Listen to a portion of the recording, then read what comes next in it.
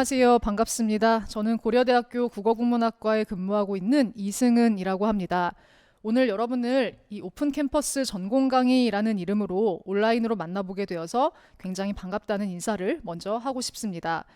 제가 오늘 준비한 강의의 제목은 인간, 이야기, 세계입니다. 인간과 세계를 이어주는, 인간이 세계를 이해하는 방식으로서의 이야기에 대한 말을 오늘 여러분과 나누어 보고자 합니다. 본격적으로 그 강의를 시작하기에 앞서서 잠시 저희 고려대 국어국문학과에 대한 소개를 하고자 합니다. 아마 대부분의 사람들이 국어국문학이라고 하면 무엇을 배우는 전공인지 다 알고 있을 거라고 생각하고요.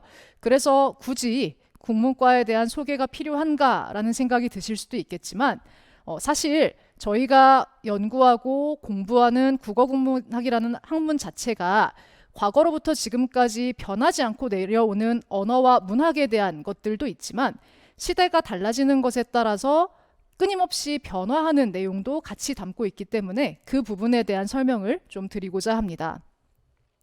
국어국문학은 여러분 잘 아시다시피 한국어와 한국문학 이 두 가지 영역으로 나누어져 있다고 하겠습니다. 기본적으로 한국어와 한국문학은 우리의 말과 글이라고 할 수 있을 것이고요. 한국 문화와 한국 정신사의 근간을 이루는 것이라고 말할 수 있겠습니다. 그래서 한국어, 한국문학에 대한 소양을 기른 다음에 이것을 토대로 새로운 문화를 창조할 수 있는 인재를 기르는 것이 저희 고려대 국어국문학과의 교육 목표라고 하겠습니다. 최근에 아마 여러분들도 K-컬처라는 이름을 많이 들어보셨을 텐데요. 세계 각국에서 각광받고 있는 한국학의 핵심이 또한 국어국문학이라고 할 수 있겠습니다. 예컨대 외국어로서 한국어에 대한 수요가 전 세계적으로 증가하고 있는 것을 확인할 수 있고 한국 드라마, 한국 영화처럼 한국 문화 작품, 한국 문학 작품에 대한 세계적 관심도 증가하고 있는 것을 확인할 수 있습니다. 또 이제 AI 시대, 디지털 시대라는 말을 많이 들어보셨을 텐데요. 이 AI와 디지털 시대의 핵심이 되는 것은 한국어에 대한 지식입니다. 우리가 기계와 혹은 디지털 기술과 어떠한 방식으로 소통할 것인가 라는 것을 생각했을 때 그것의 핵심은 결국 언어가 될 수밖에 없고 한국어의 특성과 구조를 익히는 것은 여러분이 디지털 기술 시대에도 훌륭한 인재로 성장할 수 있는 어떤 바탕이 되어줄 것임에 틀림없습니다. 앞으로 국어국문학 전공자로서 할 수 있는 일, 그리고 해야 될 일, 그것의 비중은 점차 높아질 것으로 기대하고 있습니다. 잠시 강의를 이제 본격적으로 시작하기에 앞서서 제 소개를 좀 드려야 될 것 같은데요. 저는 제가 조금 전에 이야기했던 두 가지 영역, 한국어와 한국문학 중에서 특히 한국문학 전공자입니다. 그 중에서도 한국의 옛 이야기, 그 고전 문학 중에서도 고전 서사 전공자이고요. 그래서 제가 오늘 여러분과 나눌 이야기가 바로 옛날 이야기를 어떻게 읽을 것인가에 대한 것이라는 것을 먼저 말씀드리겠습니다. 잠시 사진을 하나 보고 가시죠. 이 사진은 홀랜드 하우스 라이브러리입니다. 근데 보시다시피 다 부서져 있죠. 도서관인데 세계 2차 대전 때 런던 공습에서 공습을 받아서 폭격을 받아서 완전히 무너져 버린 도서관의 모습을 보여주고 있습니다. 근데 흥미로운 것은 저 무너진 도서관에 3명의 남자가 서서 뭔가 아주 진지한 표정으로 책을 찾아보고 또 책을 읽고 있다는 것입니다. 사실 이 사진을 가지고 사람들은 이제 두 가지 이야기를 하는데요. 하나는 전쟁과 같은 극한의 상황 속에서도 인간은 이야기를 찾는다. 그거 참 신기한 일이지 않느냐? 라는 말을 하기도 하고요. 또 어떤 사람들은 저건 사실 선동을 위해서 만들어진 일종의 만들어진 사진이다. 저기 있는 3명의 남자들은 실제로 런던 시민이 아니라 배우들이고 저 사람들이 보여주고 있는 것은 이 전쟁의 포화 속에서도 일상을 유지해 나가는 어떤 시민들의 모습을 보여주고자 저 자리에 저렇게 서 있는 것이다 라고 말하는 사람들도 있습니다. 두 가지 가능성이 다 있겠죠. 그렇지만 두 가지 가능성 모두 다 우리에게 인간에게 과연 이야기란 무엇인가 라는 질문을 던지게 합니다. 아까 말씀드린 것처럼 연출이 아니라면 인간은 정말 극한의 상황에서도 이야기를 찾는구나 라는 놀라운 어떤 사실을 발견할 수 있는 것이고요. 만약에 연출이라 하더라도 전쟁과 대비돼서 가장 인간적이고 가장 인간의 일상에 가까운 행위가 바로 책을 찾는 것, 그리고 이야기를 찾는 것이라는 사실을 보여주고 있기 때문입니다. 자, 그러면 우리가 다른 사진을 하나 좀 보고 갈게요. 자, 이 그림은 아마 여러분이 뭐 미술책이나 혹은 교과서에서 많이 보셨을 법한 사진인데요. 잘 아시는 그 조선시대의 화가 김홍도의 담배 썰기라는 제목으로 잘 알려져 있는 풍속화 화첩입니다. 보시다시피 저 4명의 남자들이 있고요. 그림 속에는. 그림의 상단에 있는 한쪽 어깨를 드러내고 있는 사람은 큰 칼을 가지고 무언가를 썰고 있습니다. 제목에서 알 수 있다시피 아마 담배겠지요. 그리고 아랫단에 앉아있는 2명의 남자가 있는데요. 두 남자들은 일을 하고 있고, 그리고 좌측 하단에 앉아있는 사람을 보면 아주 한가하게 책을 펼치고 부채를 들고 무언가를 읽고 있는 모습을 볼 수 있습니다. 그러니까 이건 기본적으로 노동의 현장입니다. 담배를 썰어서 담배를 파는 것이죠. 내가 먹자고 저 많은 담배를 썰지는 않을 테니까요. 그래서 담배를 써는 노동의 현장에서 옆에서 책을 읽어주는 사람을 발견할 수 있다는 것, 즉 삶의 현장에서 이야기하는 사람을 우리가 찾아볼 수 있다는 것입니다. 조선 후기에는 이야기하는 것을 직업으로 삼는 사람들도 등장하기 시작했는데요. 아마 여러분이 그 이름을 많이들 들어보셨을 겁니다. 전기수라고 하는 이름이 바로 이제 그 직업의 이름입니다. 전기수에 대한 기록을 잠시 제가 보여드리겠습니다. 이 조수삼이라고 하는 조선 후기에 살았던 사람이 남긴 추제집의 일부입니다. 전기수는 동문 밖에 살았다라고 하면서 이 사람이 언과 패설인 숙향전, 소대성전, 심청전, 설인귀전 같은 전기를 구송하였다라는 말을 적고 있어요. 저기서 말하는 이제 언과 패설이라는 것은 언문으로 되어 있는 잡스러운 소설 이야기라고 생각해 주시면 좋겠고요. 숙향전, 소대성전, 심청전 같은 것들이 조선 후기 사람들 사이에서 유행했던 소설의 제목인 것이죠. 재미있는 것은 이 전기수가 한 주를 주기로 해서 일주일을 주기로 해서 서울의 곳곳을 돌아다녔다라고 하는 것입니다. 보시면 첫째 날은 청계천의 첫 번째 다리 밑에 앉아서 이야기를 읽고요. 둘째 날은 두 번째 다리 밑에, 셋째 날은 배옥에, 넷째 날은 교동에, 6일째는 종로 앞에. 그래서 7일째부터는 그 길을 따라서 다시 내려온답니다. 여러분 혹시 웹툰을 보시나요? 웹툰 혹은 웹소설 같은 그 문화 장르를 즐겨 보시는 분들은 아마 이 주기가 굉장히 익숙하실 것 같아요. 일주일에 한 번씩 새로운 작품이 업데이트되고 우리는 그 작품을 기다렸다가 작품을 열심히 읽곤 하죠. 저도 웹툰을 굉장히 좋아하는데요. 밤 이제 11시 반쯤 되면 다음 날 12시에 업데이트되는 웹툰을 기다렸다가 이제 그거를 설레는 마음으로 보곤 합니다. 아마 저 시절에 전기수를 기다렸던 사람들의 마음도 우리와 크게 다르지 않을까 하는 생각이 듭니다. 자, 근데 사람들이 전기수를 기다리는 이유가 무엇이냐? 우리가 새로운 웹툰의 새 화수가 업데이트되기를 기다리는 마음과 아주 비슷할 겁니다. 그 이야기가 재미있기 때문이죠. 특히 전기수는 이야기를 구송, 즉 입으로 읽어주는 사람인데요. 굉장히 읽는 방식이 재미있기 때문에 사람들이 많이 몰려들었다고 합니다. 또 이 전기수는 책을 읽다가 꼭 들어야 할 대목, 그러니까 우리로 치자면 작품의 클라이막스에 이르러서는 읽기를 멈춥니다. 그럼 우리는 어떡하나요? 아, 작가님 여기서 끊으시면 어떡해요? 하면서 요즘은 우리가 쿠키를 굽죠. 매주.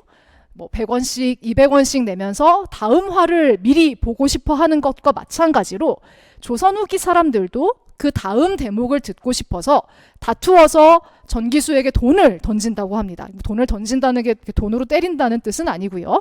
돈을 낸다는 것이겠죠. 그래서 이것을 이제 요전법이라고 돈을 맞아들이는 법이다. 이렇게 이야기할 정도로 조선 후기에는 이 이야기를 가지고 이야기를 즐기는 사람이 늘어나고 또 이야기를 가지고 먹고 사는 사람이 생길 정도로 이야기 문화라는 것이 발달했다, 활발하게 확산되었다라는 것을 이야기할 수 있겠습니다. 제가 이 지점에서 여러분한테 또 한 가지 황당한 이야기를 좀 해드리고 싶은데요. 이 조금 전에 저희가 봤던 이 담배 가게를 다시 한번 떠올려 보시죠. 정조실록에 이런 이야기가 있습니다. 담배 가게에서 전기수가 임경업전이라고 하는 소설을 강독을 했답니다. 근데 임경업전은 어떤 내용이냐면 조선 후기의 장수인 임경업, 충신이죠. 이 충신이 김자점이라고 하는 간신의 모함에 빠져서 결국 억울하게 목숨을 잃게 되는 그런 이야기입니다. 전기수가 한참 김자점의 흉계 때문에 임경업이 고난을 겪는 지점을 읽고 있었다고 해요. 근데 청중 중에서 그 이야기를 듣던 한 사람이 갑자기 눈이 휙 돌더니 전기수 앞으로 뛰쳐나와서 저 담배 써는 칼을 집어들고 네가 자점이냐 하면서 전기수를 찔러서 결국 전기수가 사망하게 된 사건이 있었다고 합니다. 이 정조는 그 말을 듣고 세상에 참 허망한 죽음이 다 있다라고 말했다고 해요. 근데 우리는 그 찔러 죽인 사람의 마음을 한번 생각해 보자는 거죠. 왜 그 사람은 전기수를 네가 자점이냐 라는 외마디 말과 함께 찔러서 살해했을까? 그 전에 전기수를 알았을까? 혹은 전기수와 원수지간이었을까? 다 아닙니다. 전기수는 그냥 책을 읽었는데 어찌나 전기수가 책을 실감나게 읽었는지 청중이 이야기에 완전히 몰입해서 지금 내 눈앞에 있는 사람이 이야기를 읽어주는 전기수인지 아니면 정말로 조선 후기에 간신이었던 김자점인지를 구분하지 못하는 지경에 이르게 되었다는 거죠.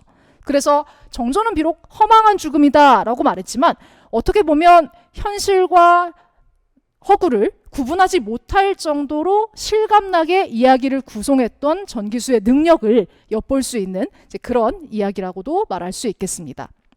자, 그래서 제가 요 앞에서 보여드린 사진 그리고 이 전기수 이야기까지를 합쳐서 여러분께 말씀드리고 싶은 것은 인간은 정말로 이야기를 좋아한다라는 것입니다. 그래서 어떤 사람들은 이렇게 말하기도 합니다. 인간이라는 종을 정의하는 새로운 명칭이 필요하다. 우리가 호모 뒤에다 여러 가지를 붙이잖아요. 놀이하는 인간 하면은 호모 루덴스, 하는 인간 하면 호모 사피엔스 이런 식으로 여러 가지 그 학명을 붙이는데 새로운 학명을 만들어 보자라고 해서 붙인 것이 바로 저 호모 픽투스라고 하는 이름입니다. 번역을 굳이 해보자면 이야기하는 인간이라고 말할 수 있겠죠. 이 말은 인간에게 이야기라는 것은 단순히 재미를 위한 것 혹은 시간을 때우기 위한 것, 물론 이제 그런 층위의 이야기들도 존재하지 않는 것은 아니지만 인간에게 이야기라는 것은 보다 더 본능적인 것, 그리고 인간을 정의할 수 있는 본질적인 것이라고 말할 수 있을 것 같습니다. 자, 그럼 오늘 우리가 할 질문들을 몇 가지 좀 던져보겠습니다. 여러분은 이 강의가 끝날 때까지 이 질문을 잘 기억해 주세요. 그리고 이 질문에 대한 대답을 강의 중간에 여러분 나름대로 찾아보실 수 있으면 좋겠습니다. 첫 번째 질문은 인간이 이야기를 그렇게 좋아하고 이야기라는 것이 인간의 본능 혹은 본질이라면 이야기라는 것은 대체 어떻게 만들어지고 즉 어떻게 시작되고 또 어떻게 변화하느냐라는 게 첫 번째 질문입니다. 그리고 인간이 이야기를 만들어낸다면 그리고 만들어낸 다음에 그 이야기가 어떠한 이유에서든 변화하게 된다면 그 의미는 무엇인가? 라는 것이 두 번째 질문입니다. 세 번째는 다시 첫 번째 질문으로 돌아가는 거죠. 인간은 그럼 대체 왜 이야기에 그렇게 몰두하는가? 라고 하는 이 세 가지 질문을 이 강의가 끝날 때까지 한번 나름대로의 답을 찾아보시면 좋을 것 같습니다. 자, 그러면 첫 번째 질문, 이야기는 어떻게 만들어지고 어떻게 변화하는가에 대한 말부터 한번 시작을 해보도록 하죠. 여러분한테 가장 본질적인 질문을 한번 해보세요 라고 한다면 뭐라고 질문을 하고 싶으세요? 무엇이 알고 싶어요? 세계의 비밀에 대해서? 라고 묻는다면 사람마다 각자 질문할 내용이 다르겠죠. 어떤 사람들은 어떻게 하면 돈을 많이 벌 수 있어요? 이런 걸 묻고 싶기도 할 거고, 어떤 사람은 어떻게 하면 사랑할 수 있어요? 이런 걸 묻고 싶기도 하겠죠. 가장 인간이 할 수 있는 본질적인 질문 중에 하나는 아마 이런 것이 아닐까 싶습니다. 우리는 어디서 와서 어디로 가는가라고 하는, 즉 우리가 살고 있는 이 삶이라고 하는 것, 그리고 그것을 둘러싸고 있는 세계라고 하는 것의 기원은 무엇인가 라는 질문을 한번 던져볼 수 있을 것 같아요. 보통 우리가 세계의 기원이라고 하면 이런 그림을 떠올리게 됩니다. 아마 다들 잘 알고 계시는 그 천지창조라는 제목으로 우리나라에서는 잘 알려져 있죠. 그 아담의 창조라는 원래 제목은 이제 그렇고, 그 성당에 있는 미켈란젤로가 그린 벽화의 일부입니다. 다 아시다시피 이제 서구 기독교 문명에서는 이 세상의 시작을 한 명의 조물주가 세계를 창조했다라고 보고 있고요. 인간 또한 그 조물주의 피조물이다라고 설명하고 있죠. 그래서 저 그림에 보시면 오른쪽에 있는 것이 이제 창조주인 것이고, 왼쪽에 이렇게 약간 거만하게 삐딱하게 앉아 있는 것이 이제 아담인데요. 저 두 손가락이 이제 맞닿는 지점이 바로 이 인간의 시작이다, 인간의 기원이다 라고 이야기하고 있는 것이죠.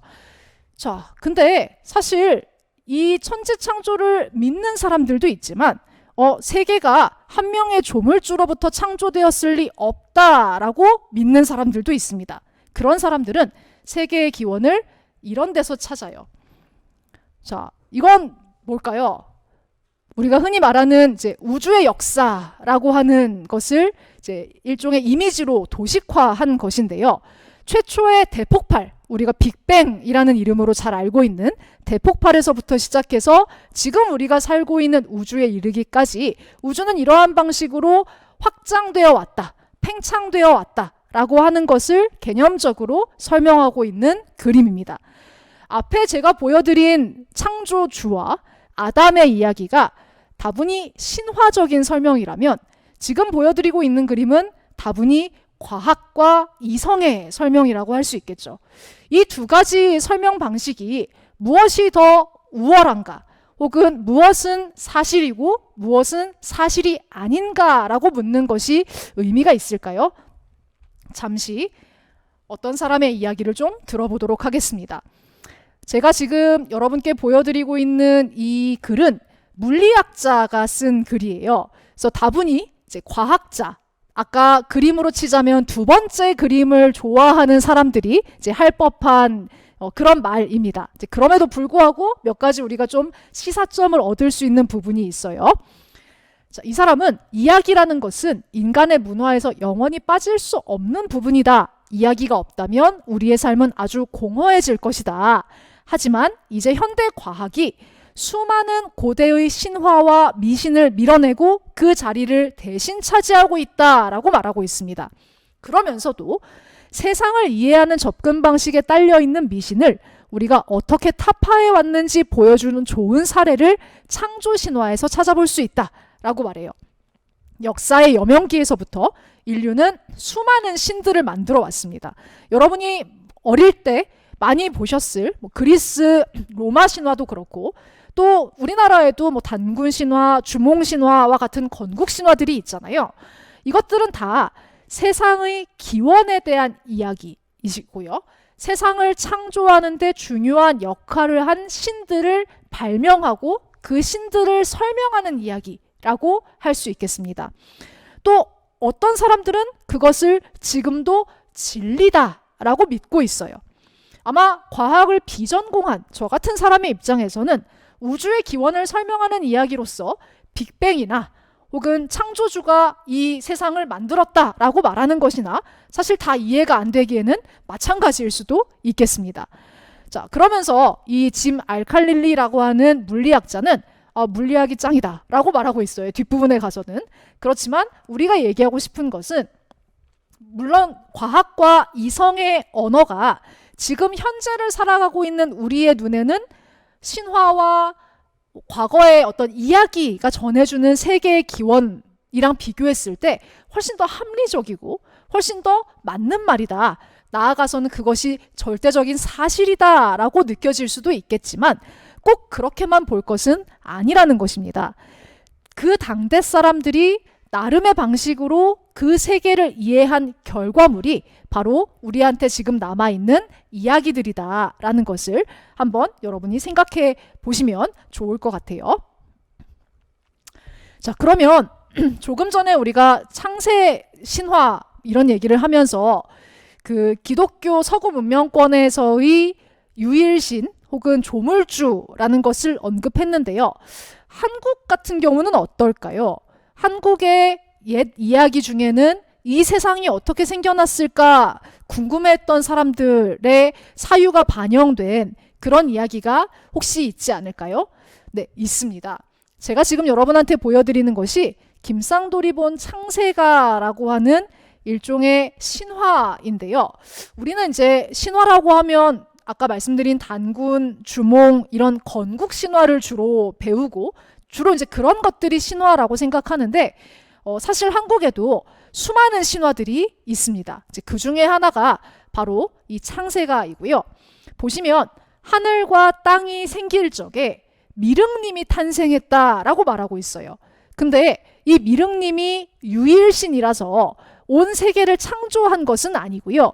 미륵과 함께 있었던 것이 무엇이냐면 이미 하늘과 땅이 존재하고 있었다는 거예요. 하늘과 땅이 근데 서로 붙어서 떨어지지 않아서 하늘은 붓개 꼭지처럼 도드라지고 땅은 내 귀퉁이에 구리기둥을 세우고 자, 이게 미륵님이 한 일입니다. 처음에는 하늘과 땅이 서로 붙어서 떨어지지 않았다.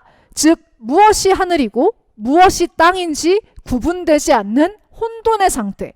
우리가 카오스라는 말을 쓰죠. 자, 그런 상태에서 미륵님은 그러니까 하늘과 땅을 이렇게 똑 떼어서 구분해 두었다는 거예요. 그래서 하늘을 이렇게 꼭지처럼 위로 올리고 땅은 그 내 귀퉁이에 구리 기둥을 세워서 하늘과 땅을 구분하고요. 그리고 그때는 해도 둘이고 달도 둘이었는데 달을 하나 떼어서 북두칠성과 남두칠성을 만들고 해를 하나 떼어서 큰 별을 만들고 나머지는 작은 별을 만들어서 백성별을 만들고 임금과 대신별을 만들고 자, 이건 뭡니까? 인간 세상에 질서를 마련해주는 일들이죠.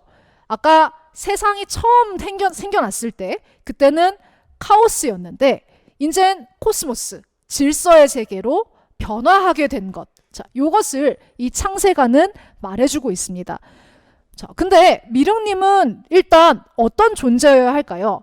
하늘과 땅이 생길 적에 같이 탄생한 존재라고 말하고 있는데 하늘과 땅을 이렇게 떼서 구분할 수 있으려면 굉장히 큰 신이어야 하지 않을까라는 생각이 제일 먼저 듭니다. 맞습니다. 미륵은 실제로 거인신이에요. 이 김상돌이 창세가의 뒷부분에 가면 이제 미륵신이 옷을 지어 입는 부분이 나오는데 이제 그 부분을 보면 아, 미륵이 거신이다, 큰 신이다 라는 것을 확인할 수가 있습니다. 실제로 우리나라의 이 창세가뿐만 아니라 이 동양에 있는 여러 창세 신화들을 보면 이제 거인신이 세상을 창조했다라고 하는 신화들이 보편적으로 나타나고 있고요. 자, 그런 맥락에서 제가 지금 저기다 창조 거인 신이라고 하는 제목을 한번 붙여보았습니다. 아, 그러니까 동양의 문화권에서는 어떤 유일신이 있어서 그 신이 온 세상을 만들었다라고 보지는 않지만 어쨌든 간에 처음에 세상은 혼돈 속에 있었고 그 혼돈을 정리해서 질서를 만들어낸 어떤 존재가 있다라는 것은 우리가 아마 저 창세가를 통해서 확인할 수 있을 것 같아요. 자, 이렇게 해서 세상이 생겨났는데 저 세상 속에 세상이 그냥 이렇게 덩그러니 있는 것이 아니라 그 안에는 산도 있고 바다도 있고 강도 있지 않습니까? 그리고 또 인간들도 살고 있죠. 그럼 그 자세하고 구체적인 인간 세계는 누가 만들었느냐? 그것도 신이 만들었을 겁니다. 자, 여러분이 많이들 들어보셨을 설문대 할망의 이야기를 잠시 좀 들려드리도록 하겠습니다. 이건 제주도 지역에서 흔히 전승되는 이야기인데요. 옛날에 설문대 할망, 이름은 조금씩 다르게 나타납니다. 어떤 사람은 설명두라고 하고 어떤 사람은 뭐 선문대라고 하기도 하고요. 자, 근데 이 할망이 한쪽 발은 성산면 오조리의 식산봉이라고 하는 봉우리에다 디디고 또 한쪽 발은 성산면 성산리 일출봉에 디디고 앉아서 오줌을 넣었다는 거예요. 자, 거리가 어느 정도 되는지 한번 볼까요, 저희가? 제가 지도에서 오조리 식산봉과 성산 일출봉을 한번 찍어봤어요.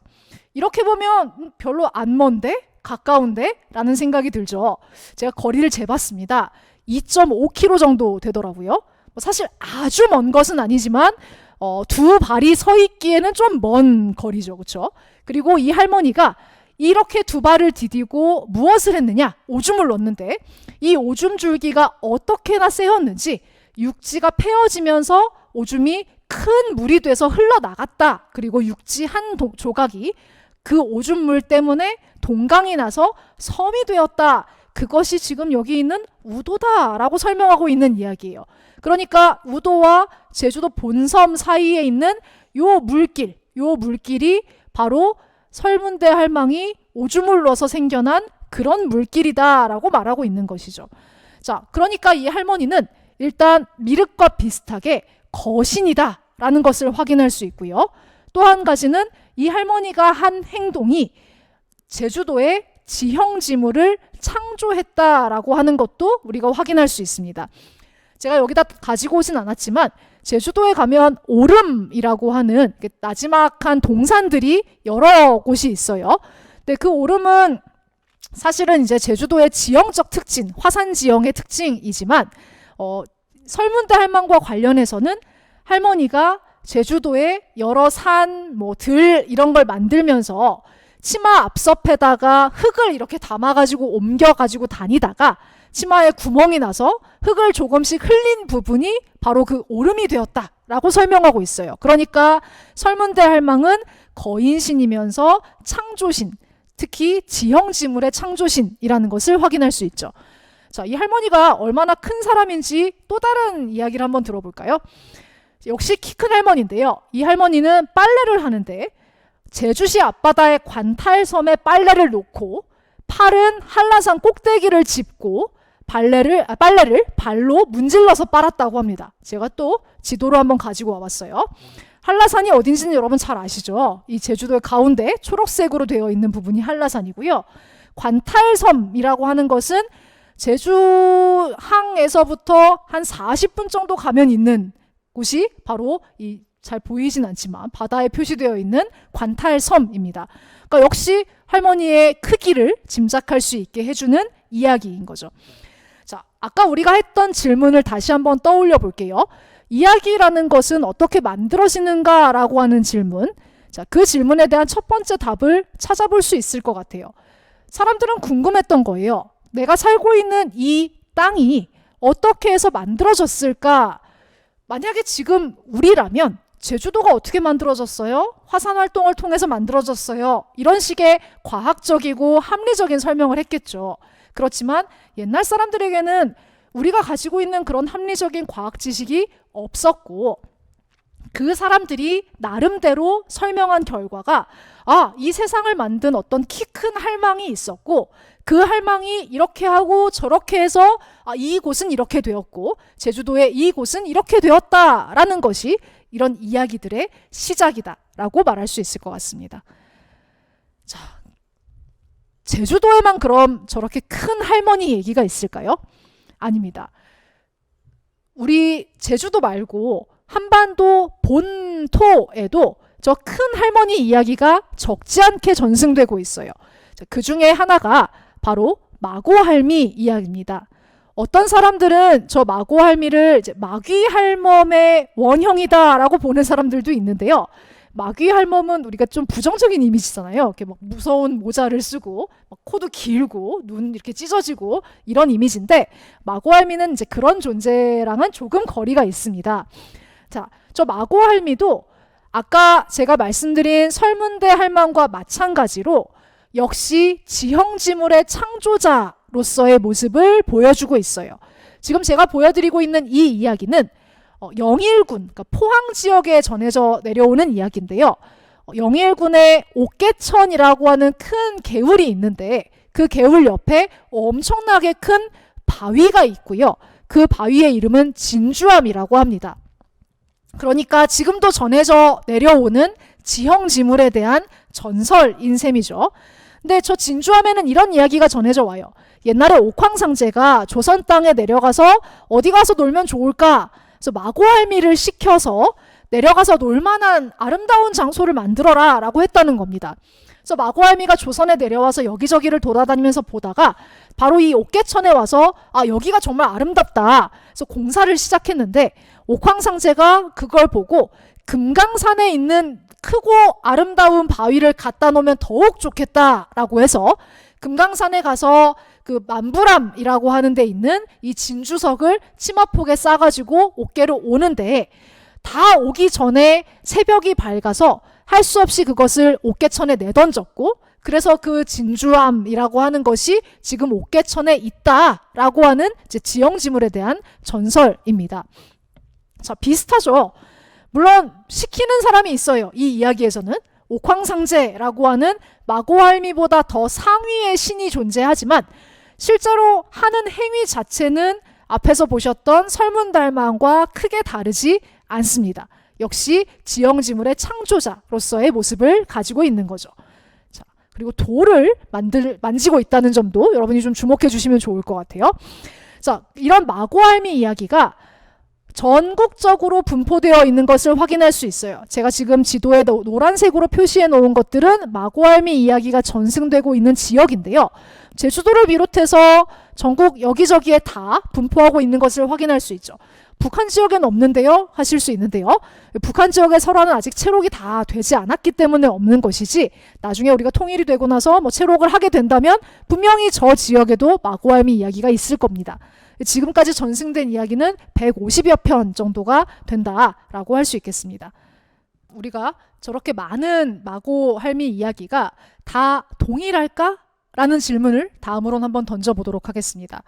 아까 말씀드린 것처럼 어떤 이야기가 탄생했다. 특히 저 마고할미와 같은 지형지물을 창조한 할머니, 큰 할머니들의 이야기가 탄생했다는 것은 사람들이 그 자기를 둘러싸고 있는 지역의 지형과 지물들에 대한 관심 그리고 그 원인을 찾기 위한 방식으로서 이야기를 만들어낸 것이다 라고 우리가 이해할 수 있다면요. 저 마고할미 이야기가 뭔가 변화를 겪게 된다면 그 변화의 원인 또한 인간의 삶과 관련해서 해석을 해볼 필요가 있을 겁니다. 먼저 마고할미의 창조신으로서의 신격이 변화하고 있는 사례를 몇 가지 살펴보도록 하죠. 자, 첫 번째는 이런 이야기입니다. 어떤 지역에 9년 동안 가뭄이 들었어요. 그래서 마고할미가 아들과 딸에게 서로 힘겨루기를 시킵니다. 그런데 아들이 졌어요. 그리고 그 패배한 아들을 희생해서 가뭄은 해결을 하고요. 자, 이 이야기는 별로 중요하지 않은데요. 그 다음 이야기, 세 번째 단락을 보시면 마고할미가 전쟁을 예견하고 그 지역에 산성을 쌓았다라고 하는 것입니다. 자, 마고할미가 산성을 쌓아서 그 지역 사람들은 그 덕분에 전쟁의 피해를 좀 덜 겪게 되었다. 혹은 피난을 잘 하게 되었다라고 하는 이야기인 것이죠. 그리고 마고할미의 딸은 말명신이 되고 아들은 군웅신이 되고 마고할미는 마지막으로 선왕신이 되었다라고 하는 이야기로 끝이 나게 되는데요. 자, 말명신이라고 하는 것은 일종의 조상신이라고 생각해 주시면 좋겠어요. 그러니까 우리 조상인 거죠. 나의 할아버지, 할머니, 고조할머니, 고조할아버지 이런 사람들이 죽어서 된 것이 말명신이고 군웅신은 장군신입니다. 그러니까 말명신도 군웅신도 다 자기의 아래에 있는 자기가 조상이 되고 자기 지역을 지켜주는 신이 되는 것이죠. 그리고 마고할미는 선왕신이 되었다라고 하는데요. 선왕신도 마찬가지로 어떤 특정한 지역의 일종의 토지신 혹은 산신으로 기능하면서 그 지역의 화와 복을 주재하는 그런 신격이라고 할 수 있겠습니다. 자, 그러면 우리가 앞에서 마고할미는 창조신이다, 거신이다 이렇게 이야기를 했는데 이 이야기에서는 창조신으로서의 모습은 잘 드러나지 않는 것 같고요. 그보다는 자기 동네의 사람들을 보호해주는 보호신으로서의 모습이 조금 더 두드러지게 나타나는 것 같아요. 자, 그럼 신격에 약간의 변화가 있었다라고 말할 수 있겠죠. 근데 창조신보다 동네를 다스리는 선왕신은 아무래도 그 신의 지위가 조금 낮다라고도 우리가 생각해 볼 수 있을 것 같습니다. 자, 일단 이런 이야기가 하나 있고요.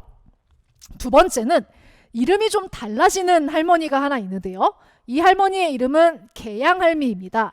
계양할미는 바다를 관장하는 해신이에요. 역시 신은 신입니다. 자, 근데 키가 커요. 이 할머니는 마고랑 비슷하네요. 그렇죠? 그래서 남학신을 신고 바다를 걸어 다녀도 버선조차 젖지 않았다라고 말할 정도로 키가 큰 할머니입니다. 다만 부안의 앞바다 곰소에 가서 거기서는 발이 빠졌대요. 그러니까 깊었던 거죠. 아주 깊은 바다였던 거죠. 그래서 치마까지 젖게 되니까 할머니가 그게 이제 화가 나서 치마로 돌을 담아다가 그 깊은 바다를 메웠다라고 합니다. 이 계양할미도 딸이 있는데요. 이 딸 8을 낳아서 칠산바다의 곳곳에다 배치를 하고 본인은 막내딸을 데리고 군항사에 머물면서 서해 바다를 총괄하는 해신의 역할을 하고 있대요. 지금도 수성당 할머니라고 이 계양할미를 부르면서 사람들이 음력 정월 보름이 되면 제사를 지냅니다. 제사를 지낸다는 것은 여전히 저 계양할미를 일종의 신격으로 모시고 있다라는 뜻이에요. 다만 그 신격에게 바라는 것은 조금 달라집니다. 계양할미가 아까 우리가 본 것처럼 뭔가 지형지물을 만드는 역할을 하기도 해요. 아까 3번째 단락에서 말씀드린 것처럼 치마로 돌을 담아다가 바다를 메웠다라고 했잖아요. 그렇지만 창조신으로서의 모습보다는 역시 앞에서 봤던 것처럼 보호신으로서의 모습이 훨씬 더 두드러지게 나타나는 것을 확인할 수 있습니다. 자, 이 그림은 그 곰소 앞바다, 아까 말씀드린 그 부안 앞바다인데요. 지금 이렇게 튀어나와 있는 요 반도 부분에 부안 수성당이 있고요. 수성당 지금도 있습니다. 이렇게 당집이 있고요. 아까 말씀드린 음력 보름의 제사를 지내는 장소이기도 해요. 저기 잘은 안 보이지만 약간 이제 바다를 쳐다보고 있는 부분 확인하실 수 있을 것 같아요. 그리고 나머지 제가 위도, 동호리, 돈지로 이렇게 표시해 놓은 곳들은 다 그 할머니의 8딸들이 자리 잡고 있는, 그러니까 저 위도에도 이 동호리에도 저런 데도 가면은 이제 옛날식의 당집들, 지금 수성당이라고 해서 남아있는 것 같은 당집들이 흔적이 남아있고, 저기서 사람들이 저 신격에게 무사하게 항해를 마치게 해주세요, 혹은 고기를 많이 잡게 해주세요 하면서 빌었다는 거죠. 빌었던 저 흔적들이 남아 있습니다. 자, 마고할미의 보호신으로서의 신격의 변화를 확인할 수 있는 이야기인 거죠. 자, 앞에서 본 2가지 이야기, 하나는 육지에서, 하나는 바다에서 마고가 어떤 모습으로 자신의 모습을 변형해서 나타나고 있는가라는 것을 정리해서 살펴보자면, 먼저 오른쪽에 있는 육지 이야기부터 보면 이게 지금 용인 지역에 아직도 남아있는 마가실 선왕터인데요. 여러분 잘은 안 보이시겠지만 저 마가실 선왕이라고 하는 한글 밑에 마고선인이라고 하는 한자가 적혀 있습니다. 저 마고가 우리가 지금 얘기하고 있는 마고할미의 마고입니다. 그래서 이 선왕은 아까 마고할미가 선왕신이 되었다라고 했잖아요. 역시 여전히 이제 대동굿, 그러니까 마을 단위의 제사를 지내는 곳 지점이고, 그 대동굿에서 제사를 받는 당신으로서 그 마고할미가 위치하고 있다라는 것을 확인하게 해주는 증거입니다. 선왕신, 군웅신, 말명신이 좌정해서 그 지역을 다스리는 당신이 되어가는 모습을 보여주고 있다. 그리고 역시 아까 말한 것처럼 보호신으로서의 역할을 하고 있다라는 것이고요. 그리고 2번째로 살펴봤던 계양할미 같은 경우는 바다를 다스리는 존재이기도 하고, 동시에 그 부안에는 바다와 인접한 변산 지역인데요. 여기는 산도 험해요. 그래서 호랑이가 그 호환을 일으키는 일이 굉장히 잦았던 지역인데, 계양할미가 그 변산의 호랑이를 다스려주는 존재로도 나타납니다. 즉 험한 산, 바다, 라고 하는 자연 환경 속에서 살아가는 사람들이 우리가 무엇에 기대고 의지해서 이 험난한 세상을 헤쳐나갈 것인가 라고 했을 때 자기들을 지켜줄 수 있는 존재로서 마고할미 이야기를 끌어왔다 라고 생각해 볼 수 있는 것이죠. 역시 인간은 자기를 둘러싼 환경에 따라서 이야기를 만들고 변형해 간다라는 것을 우리가 이런 이야기를 통해서 한번 확인해 볼 수 있을 것 같아요. 자, 지금까지 했던 얘기를 정리해 보자면 마고할미라고 하는 것이 본래 가지고 있었던 생산신, 창조신, 거인신이라고 하는 어떤 본래적인 성격을 지니고 있으면서도 지역의 특성에 따라서 신성이 변화되는 모습을 보인다는 것입니다. 그것은 지리적 환경의 특수성에 따라서, 그리고 지리적 환경에 따라서 당연히 자연 조건이나 인간이 살아가면서 무언가를 생산해서 먹고 사는 생산 기반이 각기 다 다르겠죠.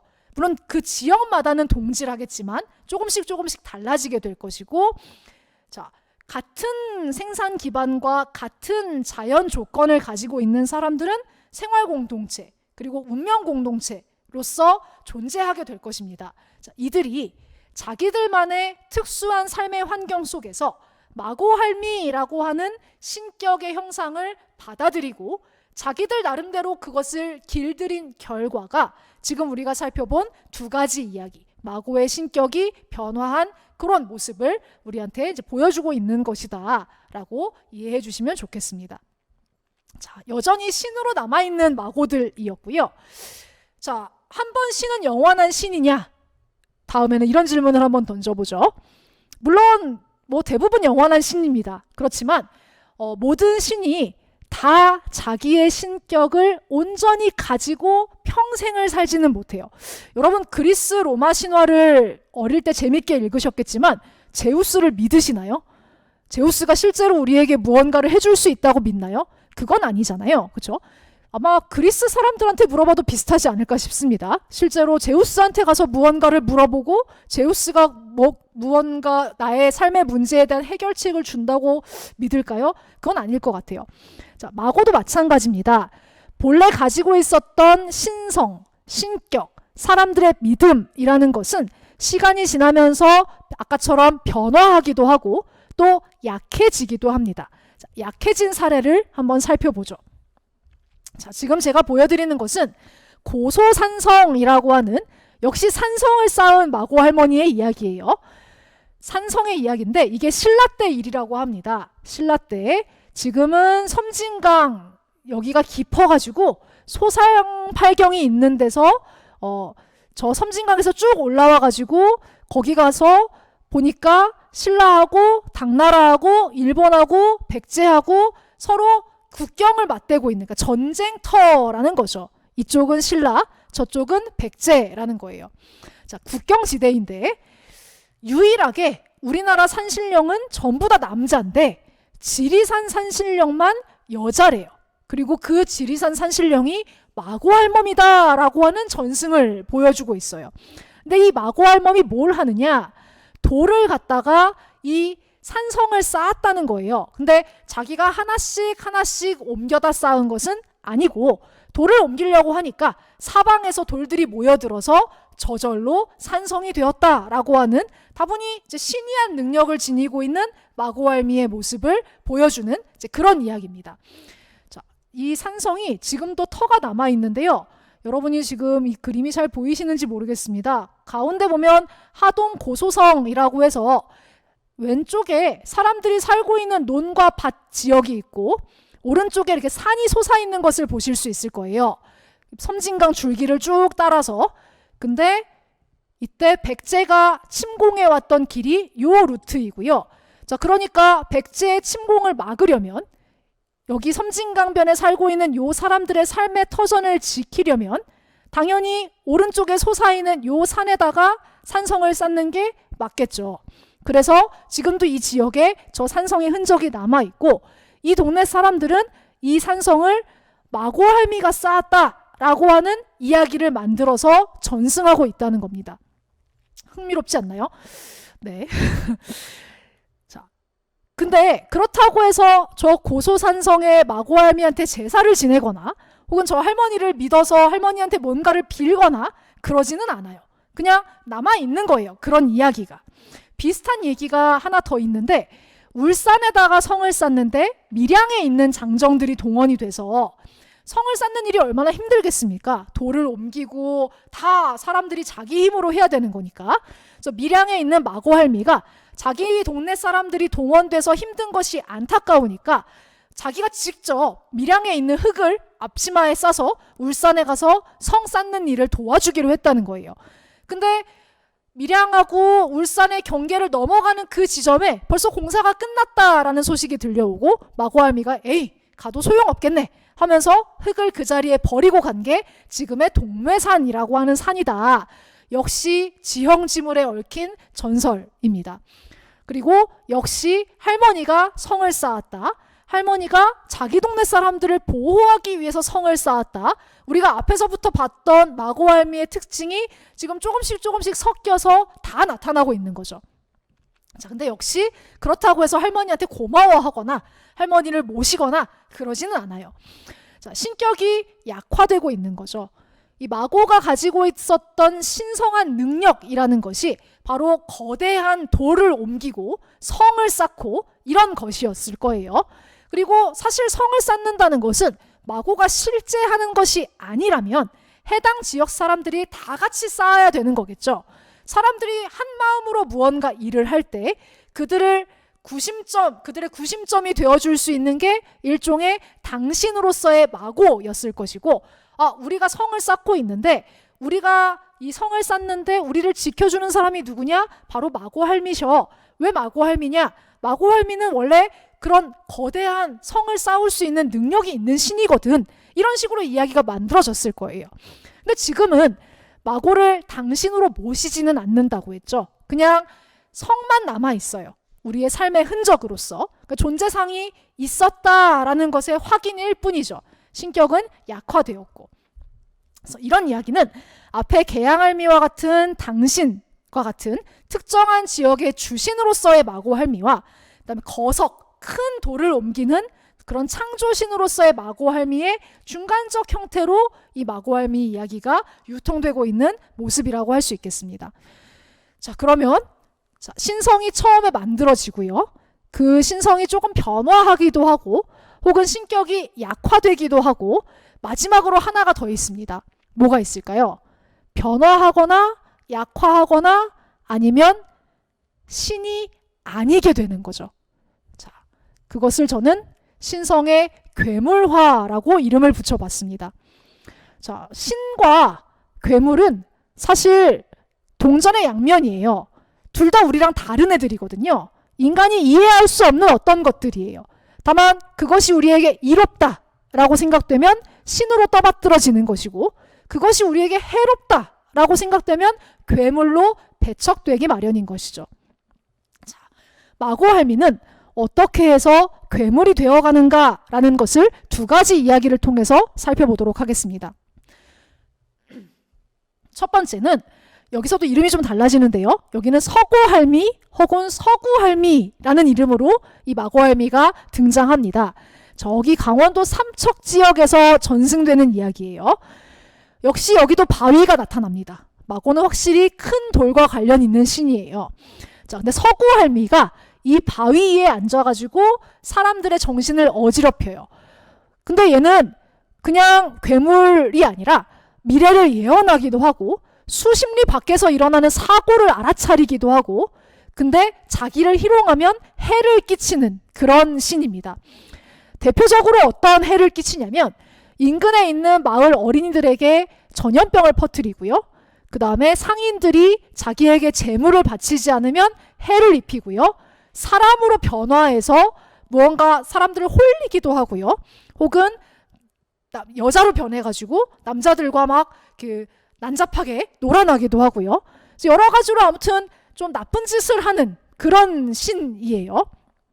자, 이 신이 효자인, 그러니까 삼척 고을의 이름난 효자인 최진후라는 사람에 의해서 퇴치가 됩니다. 최진후는 이렇게 말을 합니다. 이러한 요물의 장난으로 군민과 행인을 괴롭히니 이것은 군자의 부끄러움이다. 용납할 수 없다. 해서 이 마고 혹은 서고 할미를 끌어내서 때리고 머리에다가 쑥뜸을 떴대요. 그래서 이 서구가 결국은 정신을 잃고 죽어버렸다라고 하는 이야기가 전해집니다.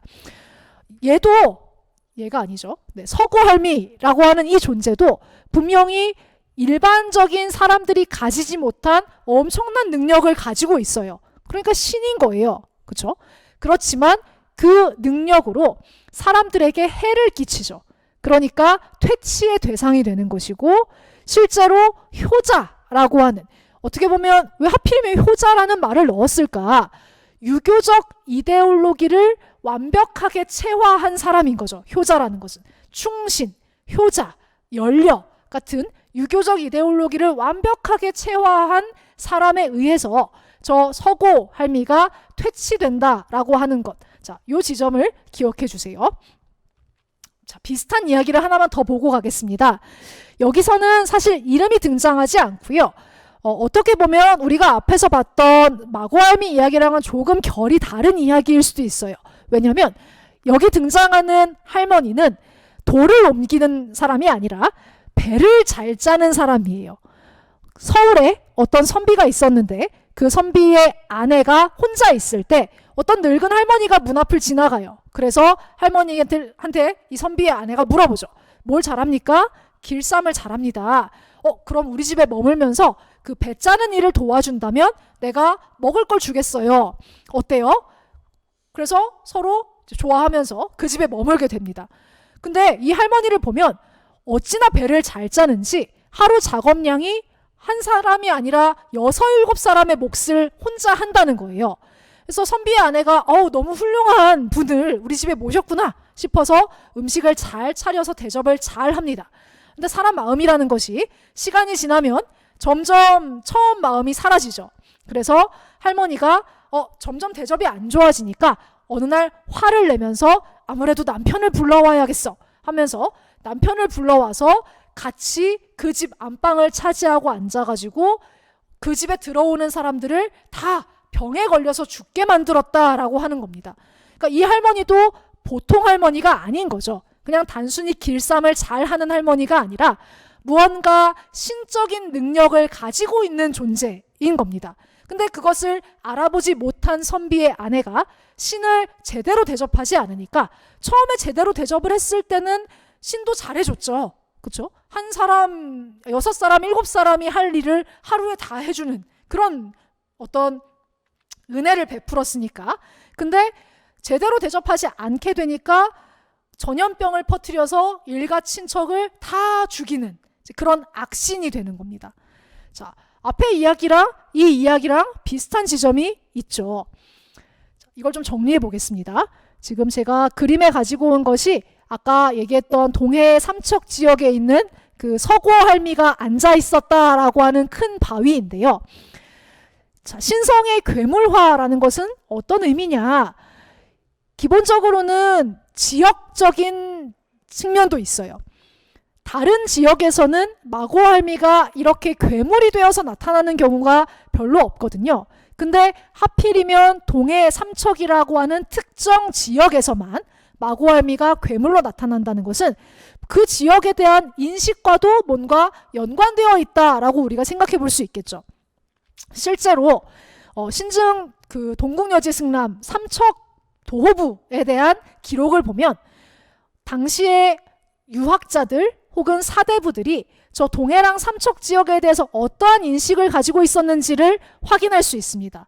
뭐라고 적혀 있냐면 저 동해 삼척 지역의 사람들은 무당과 귀신을 믿는다. 그러니까 뭔가 잡스러운 신들 그리고 악귀들, 악신들이 횡행하는 지역이다 라고 하는 것이 조선시대 때 저 동해 삼척 지역에 대한 사람들의 인식의 한 측면이었다는 거예요.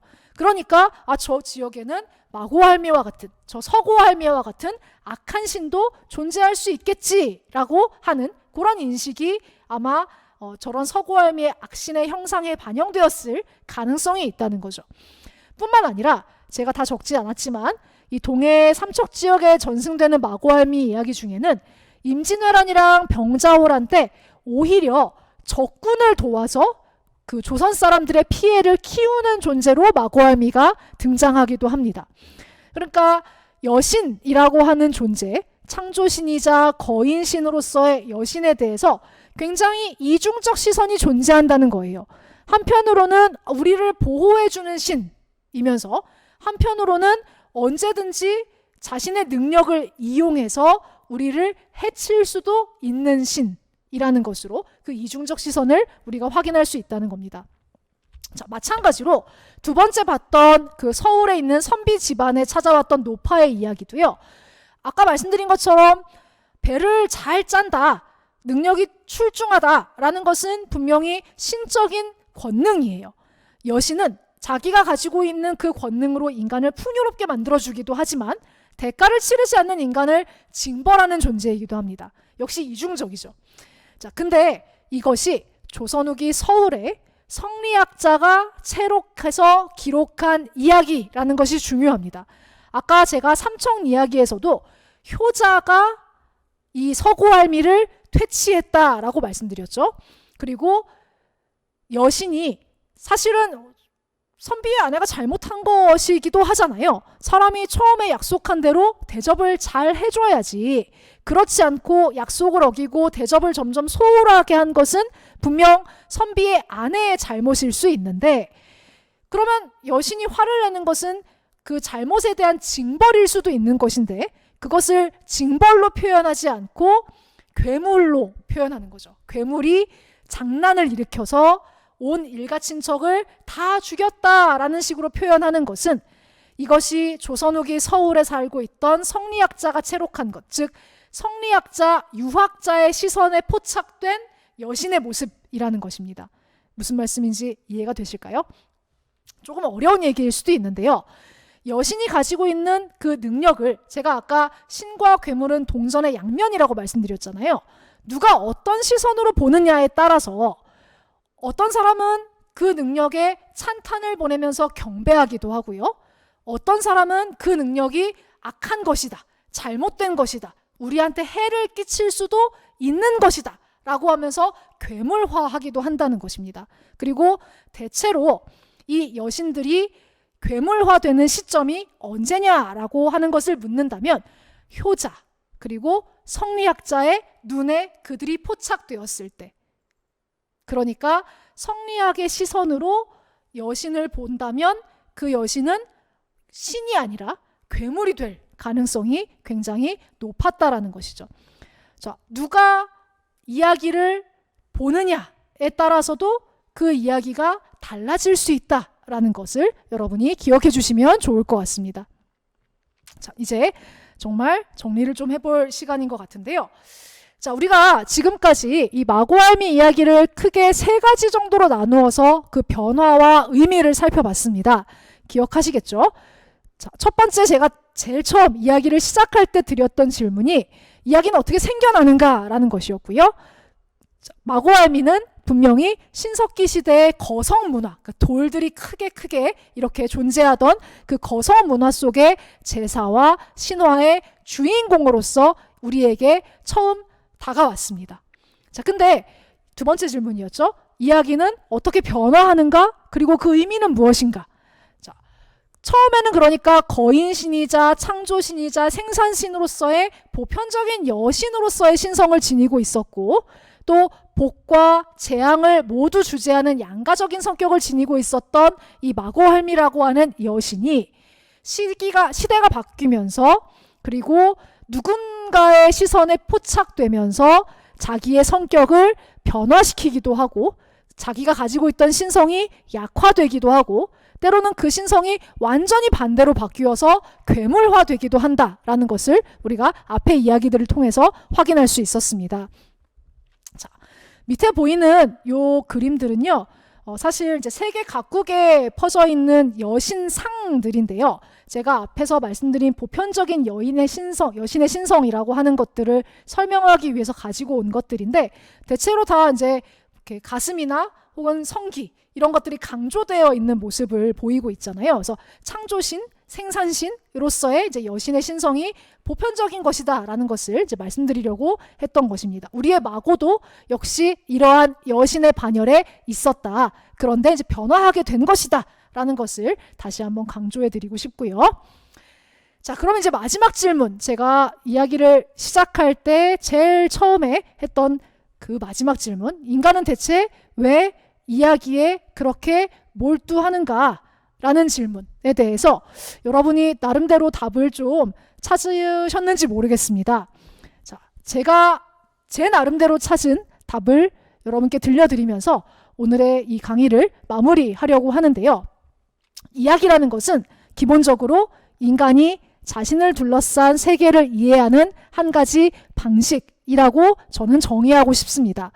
앞에서 우리가 우주의 시작을 바라보는 두 가지 이야기를 살펴봤잖아요. 하나는 과학과 이성의 설명이었고, 하나는 신이라고 하는 존재와 그로부터 시작된 긴 서사를 제시하는 그런 방식이었습니다. 그 중에 두 번째 방식이 바로 이야기의 기본적인 기능이자 이야기의 본질이라고 저는 말씀드리고 싶고요. 자, 인간은 그러면 왜 이야기에 이렇게 집착하는가? 왜 이야기를 끊임없이 탐닉하는가? 인간이 외부 환경, 자기를 둘러싸고 있는 외부 환경에 대해서 지속적으로 관심을 가지고 있고 호기심을 보이는 것은 인간이 삶을 살아가기 위한, 생존을 위한 필수적인 조건이기 때문입니다. 그렇지 않나요? 당연히 내가 먹고 살려면 이 밖에서 무슨 일이 일어나는지 알아야죠. 비가 오는지, 왜 날씨가 추워지는지, 왜 날씨가 추워지면 땅에서 아무것도 자라지 않는지, 그리고 적군이 어디선가 쳐들어올 때는 산성을 어떻게 쌓아야 하는지, 이런 것들에 대한 설명이 이야기로 우리에게 남아있는 것이다 라고 말씀드릴 수 있을 것 같고요. 자, 이야기의 여러 가지 층위 중에서도 특히 신화라고 하는 것은 자연에 대한 공경 그리고 두려움, 우리가 이제 그것을 경외라고 설명하는데, 경외의 양가적 감정 그리고 그것에 대한 서사적 대응의 결과물이다라고 말씀드리고 싶습니다. 그리고 이것은 시간이 지남에 따라서 다양한 유형으로 바뀌게 된다는 것이죠. 그것을 우리가 오늘 이제 마고의 사례를 통해서 살펴본 것이고요. 정리해보자면 인간은 자신이 처해 있는 삶의 조건 속에서 자신의 삶을 주재하는 신을 정식화합니다. 물론 지금 현재 과학의 시대를 살고 있는 우리도 마찬가지입니다. 어떤 사람은 신을 믿고 어떤 사람은 믿지 않지만 어쨌든 각자 누군가는 기술을 신이라고 모시기도 할 거예요. 아, 나는 뭐 조물주라든지 혹은 조금 전에 우리가 살펴봤던 마고할미와 같은 신을 믿지는 않지만 내가 볼 때는 이 기술 AI가 신이다 이렇게 믿는 사람들도 있고요. 어떤 사람들은 아니야, 자본주의 사회에서는 돈이 신이야 이렇게 믿는 사람들도 있을 거예요.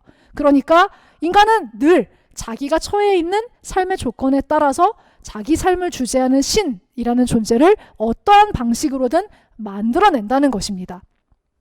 마고알미는 우리가 살아온 긴 시간 동안 그 중에 신석기 시대라고 하는 거성 문화가 유행했던 그 시기에 정식화되었던 창세신이자 지모신이자 생산신이자 거신으로서 큰 어머니신, 할미인 것입니다.